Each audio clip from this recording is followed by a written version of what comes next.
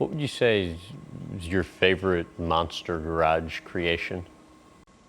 Oh, I think there's a couple. There's one where we did all the old timers, we did a 54 Chevy customized with all these famous car customizers from the 50s and 60s that had never worked together before. And it was like just amazing, like guys that had built the Batmobile and stuff like that. And it's one of those weeks I didn't want it to end, and it just was cool. And then we did that Iraq Confidential, which was like the last build that I'd left and did on my own in Iraq. You had to foot the bill. Yeah, we did that one, and that one was kind of meaningful because it was like shining a positive light on people that are risking their lives and not really, in 2005, no one wanted anything to do with Iraq, so that was cool. And then I did that one for this kid Tyler that died of cancer, like dedicated a build to him, was cool. There's like 100 episodes.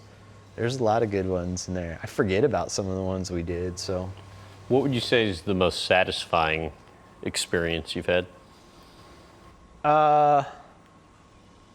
As far as builds, Uh-huh.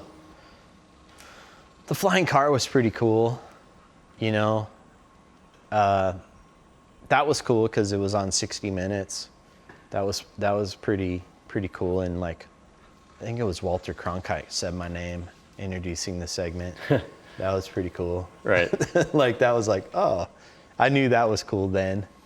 I think as far as the most satisfying, I think probably the flying car.